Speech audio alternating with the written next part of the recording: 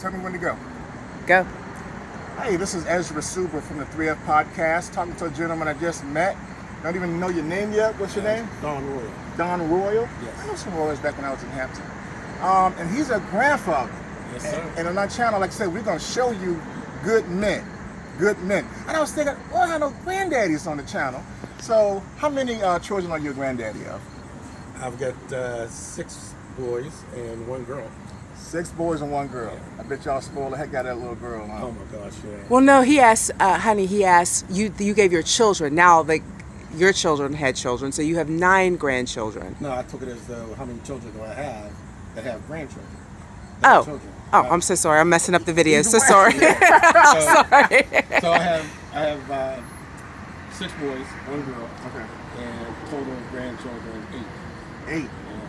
So I can't even imagine that, and I don't want to be able to imagine yet, Miles and Cole, at this moment. But what's it like being a granddaddy? And I'm thinking like legacy. I mean, what do you see from? Well, being the only boy in my family, a lot of pressure.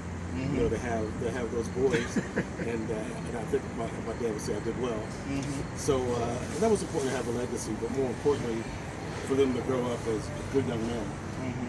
So treating women the right way, not calling ladies out of their mouth, and I can truly say that all the boys are very God-fearing and respect their spouse or girlfriend.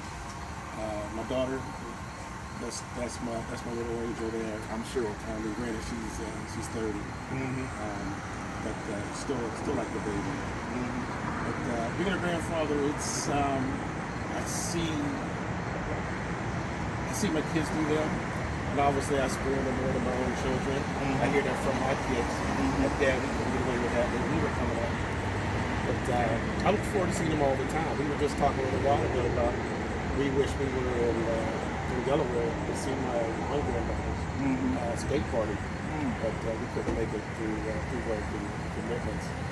But it's always a blessing when they come. And there's times when you go, they leave you, you know, because it gets so wild. But I love the fact that 1, there's a legacy, and 2, they're all doing well, and that and the parents are good parents. I think that's important. Yeah. So I try not to be that granddad that oversteps his bounds as far as correcting the grandkids or correcting kids in front of the grandkids because they're grown. Right. And the ages for my children are 42 through 30.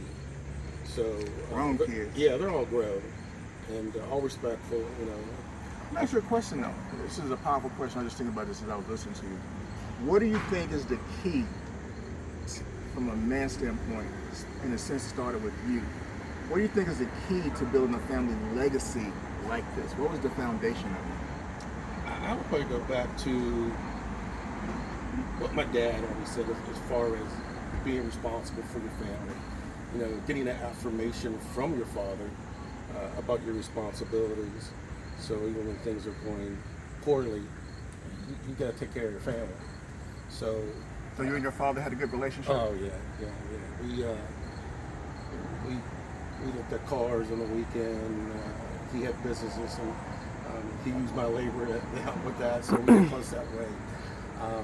But he was a good man. But he also, I can remember, I was telling my wife the other day, when I was 6, 7 years old, I remember him telling my uncle, his brother, that hey, Don's gonna be a great man. And hearing that from your dad, I'm 65 years old. Still remember that? I still remember that. I remember when he said it, and the time of day that he said it, and the room that he said it in. So the words of a father are important. Yes.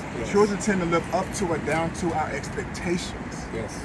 And words are powerful. That's what the Bible says. Life and death come through the tongue. Yes, it does. And the words of a father can raise a child or can hurt a child.